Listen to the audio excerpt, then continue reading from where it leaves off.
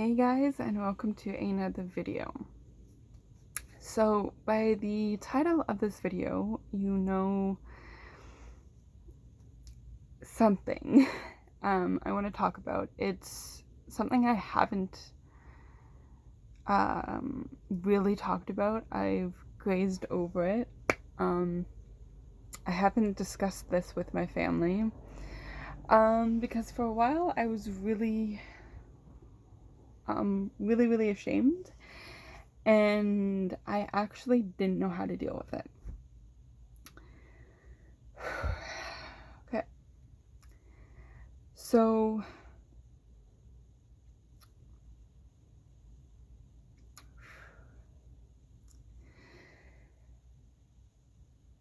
I had a miscarriage when I was 15 years old. Wow. That's a lot to say. So yeah.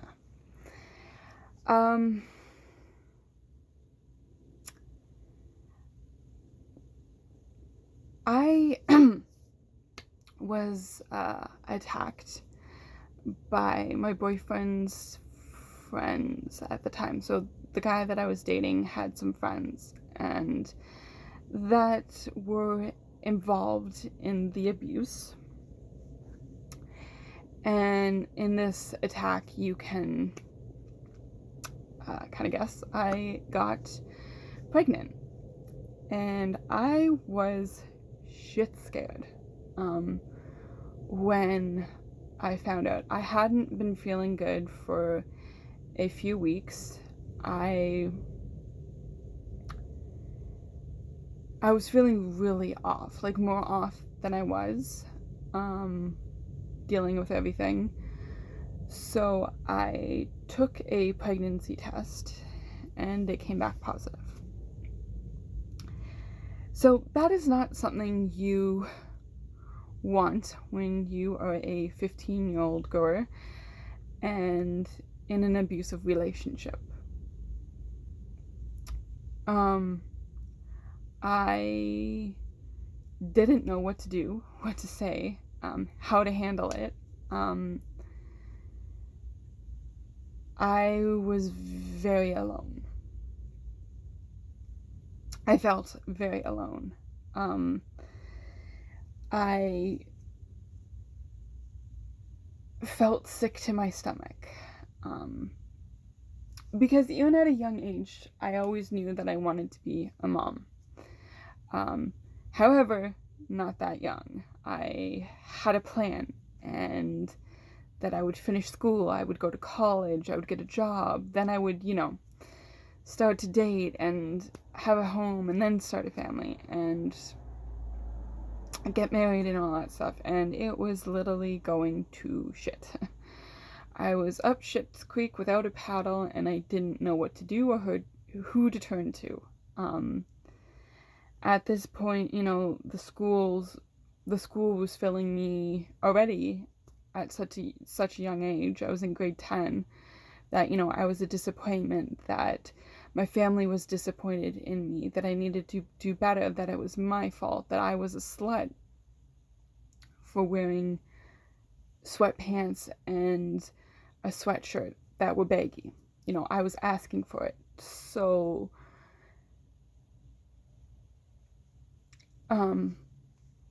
when I saw that positive, I knew, well, I calculated it in my head that everybody would be disappointed in me, that this wasn't something that anybody would want, that I was a failure, that I was disgusting. But I already loved the baby.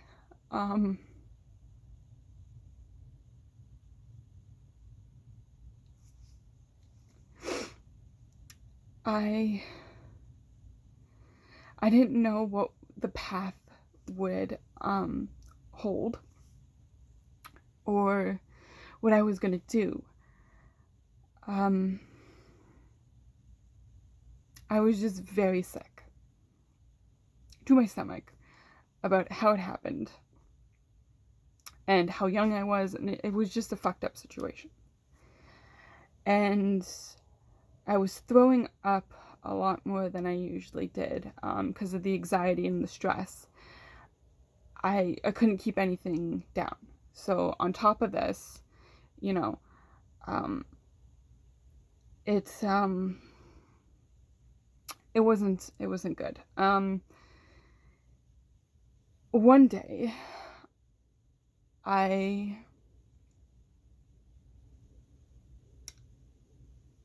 was attacked by this group of friends that were my boyfriends at the time. And actually, he was my ex-boyfriend at this point.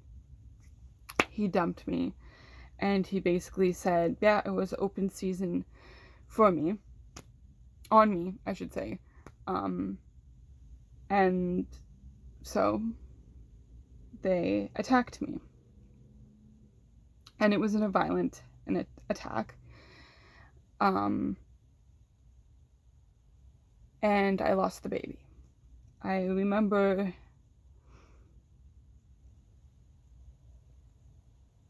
going to a walk-in clinic on my lunch break, and the nurse was so sweet. Honestly, I didn't know what was going on, but I was pretty sure that I lost the baby. She was so sweet. She took really good care of me.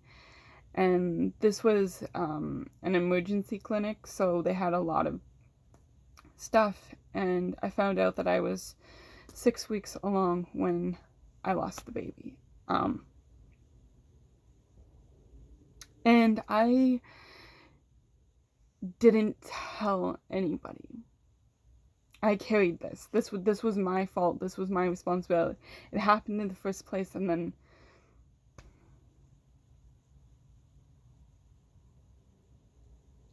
I wasn't a strong person.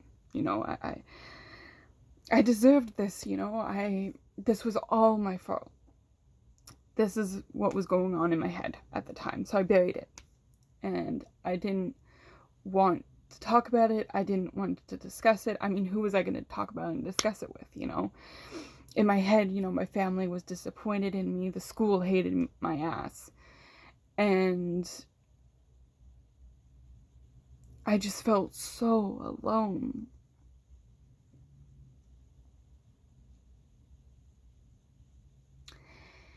And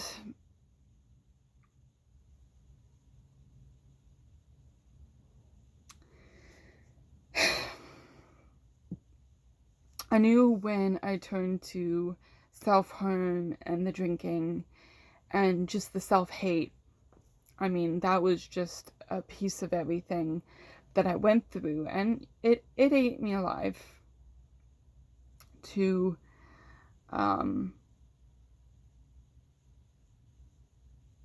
just, you know, I thought that I was gonna just wake up from this nightmare and this was just gonna be a bad dream.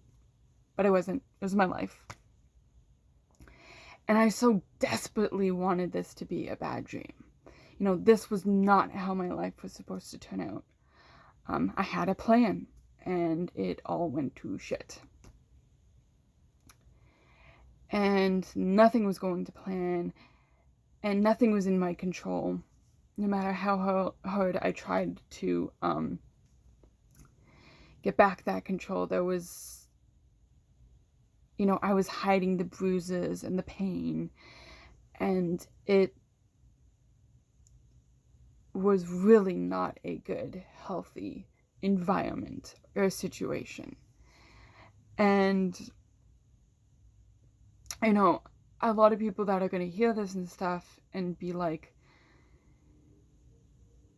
well, why didn't you go to the police? And I know I've touched on this a little bit. The police were brought in, not by my choice. They were brought in by the school because they were just tired of all the bullshit that was happening. Tired of me complaining and stuff. And 2 years after this happened. And at first, my counselor came with me, pulled me out of class, and I went into the principal's office, and there were these 2 police officers, and I honestly thought that a family member was hurt, they were killed, something was wrong, and then no. They said it was brought to their attention that these situations were happening, that I was making these complaints. And they weren't the nicest officers, I have to say. And I'm not one to complain about a lot of things, but this really pissed me off. That they were saying that there wasn't proof, that it was my word against whatever, and that I needed to stop making up these stories and these lies. So, yeah, I stopped complaining or bringing stuff or asking for help. It was not a good environment, and I also had a scholarship at the time. And of, starting college early, and this was on a scholarship. So I basically just had to pay for the textbooks and just other stuff that I needed, and then that was it. The program was paid for. And I worked my ass off for this program. I know I touched on it in other videos, but, they took this, my ex and his friends took everything from me. And this was one thing they couldn't. They tried, but they couldn't. And I fought like hell to keep this scholarship and to do this. And that ended up falling apart after high school. And again, I'll touch on that in another video. But yeah, it's fucked up. And I know a lot of this seems like bullshit. Trust me, I wish it was bullshit. I would never wish this upon my worst enemy, guys. 4 years of abuse by 6 people plus a school of a lot of adults and a lot of bystanders. And they did absolutely nothing to help me. Nothing. Zip. Nada. I mean, there was only one teacher that tried to help me. And that was it. I could literally walk into a classroom and see the disgust of my teachers when they saw me. They didn't have to say a word. I just saw it on their face, that they were disgusted that I was in their class. It got so bad that I only went to school when it was necessary. And the whole thing was that I would try to take myself out of this situation, and the school would just not support me. Somehow it still would be my fault. Yeah. There was a lot of shit I have to talk about on here, guys, and it's heavy shit. It is not good. But I hope nobody else goes through something like this. And my hope is, God forbid that somebody is, they know that they aren't alone. that they can reach out for help through me. Like I said, I might not know your situation, but I'm willing to learn and listen and support you. It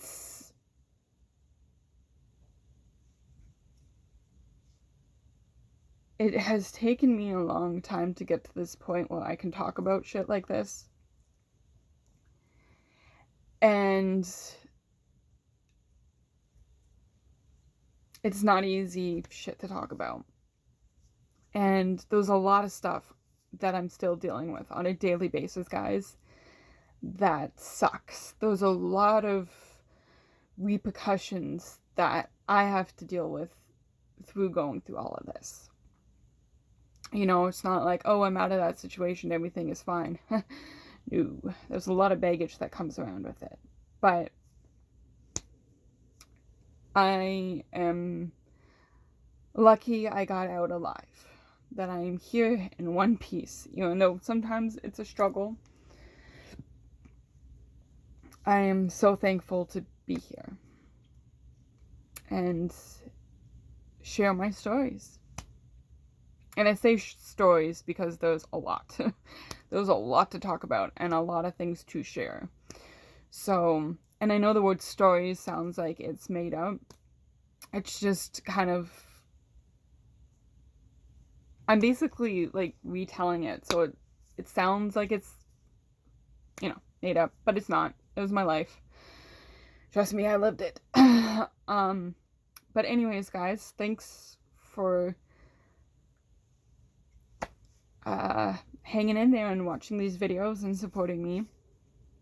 This video, I hope you watched with a loved one. I will put a disclaimer in the box, not the notification, the description, there we go, about that this is very triggering, and, you know, you should probably watch this one with a loved one. But I love you guys.